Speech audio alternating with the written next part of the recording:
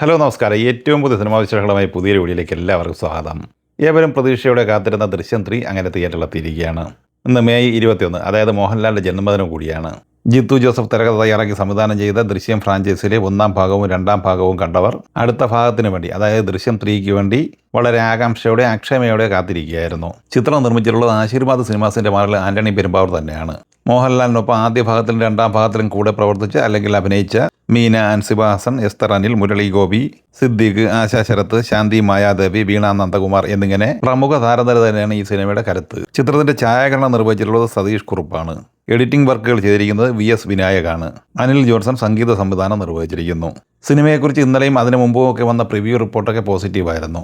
അത് ശരിവയ്ക്കുന്ന തരത്തിലുള്ള പ്രേക്ഷാഭിപ്രായം തന്നെയാണ് റെഗുലർ ഷോയ്ക്ക് ശേഷവും വന്നിട്ടുള്ളത്. 2 മണിക്കൂർ 39 മിനിറ്റ് ദൈർഘ്യമുള്ള ഈ സിനിമ കേരളത്തിൽ ആദ്യ പ്രദർശനം ആരംഭിച്ചത് രാവിലെ 8 മണിക്കാണ്. സിനിമയെക്കുറിച്ച് ഇന്നലെയും അതിനു മുമ്പുമൊക്കെ വന്ന പ്രിവ്യൂ റിപ്പോർട്ടൊക്കെ പോസിറ്റീവായിരുന്നു. അത് ശരിവയ്ക്കുന്ന തരത്തിലുള്ള പ്രേക്ഷാഭിപ്രായം തന്നെയാണ് റെഗുലർ ഷോയ്ക്ക് ശേഷവും വന്നിട്ടുള്ളത്.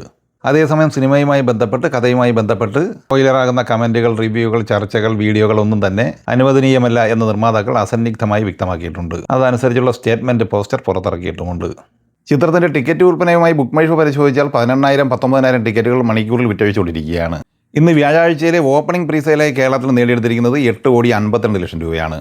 കഴിഞ്ഞ ദിവസം റിപ്പോർട്ട് ചെയ്തതുപോലെ 9 കോടിയിലേക്ക് പ്രീസെയിൽ എത്തിച്ചേർന്നിട്ടില്ല. നിലവിൽ ലിയോയ്ക്ക് താഴെ 3-ാം സ്ഥാനത്ത് തന്നെയാണ് ദൃശ്യം 3 തുടരുന്നത്. കർണാടകയിൽ ഓപ്പണിംഗ് പ്രീസെയിലായി നേടിയെടുത്തിരിക്കുന്നത് 1,80,00,000 രൂപയാണ്. തെലുങ്ക് സംസ്ഥാനങ്ങളിൽ 1,34,00,000, തമിഴ്നാട്ടിൽ 76 ലക്ഷം, ഇന്ത്യയിലെ വിവിധ സംസ്ഥാനങ്ങളിൽ നിന്നായി 72 ലക്ഷം എന്നിങ്ങനെ ഇന്ത്യൻ ഓപ്പണിംഗ് പ്രീസെയിലായി നേടിയെടുത്തിരിക്കുന്നത് 13,14,00,000 രൂപയാണ്. വിദേശത്ത് $2.29 മില്യൺ, അതായത് 22,13,00,000 രൂപയും സ്വന്തമാക്കിയിട്ടുണ്ട്. വേൾഡ് വൈഡ് ഓപ്പണിംഗ് പ്രീസെയിലായി നേടിയെടുത്തിരിക്കുന്നത് 35,27,00,000 രൂപയുമാണ്. വ്യാഴം, വെള്ളി, ശനി, ഞായർ എന്നിങ്ങനെ ആദ്യ 4 ദിവസത്തെ വീക്കെൻഡ് വേൾഡ് വൈഡ് പ്രീസെയിൽ 48,41,00,000 രൂപയിലും എത്തിച്ചേർന്നിട്ടുണ്ട്. സിനിമയ്ക്ക് ആദ്യ ദിവസത്തെ പ്രീസെയിൽ ഷെയറായി മാത്രം കിട്ടിയിരിക്കുന്നത് 16,10,00,000 രൂപയാണ്. വേൾഡ് വൈഡ് വീക്കെൻഡ് പ്രീസെയിൽ ഷെയറായി കിട്ടിയിരിക്കുന്നത് 23,27,00,000 രൂപയുമാണ്. 16 കോടി ബഡ്ജറ്റ് പ്രതീക്ഷിക്കുന്ന ഈ സിനിമ തിയേറ്ററിൽ ആദ്യ പ്രദർശനം ആരംഭിക്കുന്നതിന് മുമ്പ് തന്നെ ബ്രേക്ക് ഈവൻ പോയിന്റ് മറികടന്ന് തിയേറ്റർ ബേസിൽ തന്നെ ലാഭകരമായി മാറിയിരിക്കുകയാണ്. ദൃശ്യം 3 കണ്ടവർ നിങ്ങളുടെ അഭിപ്രായങ്ങൾ പങ്കുവയ്ക്കുക. വീഡിയോ ഇഷ്ടമായി ലൈക്ക് ചെയ്യുക. നമ്മുടെ ചാനൽ സബ്സ്ക്രൈബ് ചെയ്യുന്ന കാര്യം കൂടി പരിഗണിക്കുക. വീഡിയോയുടെ നോട്ടിഫിക്കേഷൻ ലഭിക്കുക. ബെല്ലൈക്കൺ കൂടി എനേബിൾ ചെയ്യുക. പുതിയ മറ്റൊരു വീഡിയോയുമായി വീണ്ടും കാണാം. എല്ലാവർക്കും ഒരിക്കൽ കൂടി നന്ദി, നമസ്കാരം.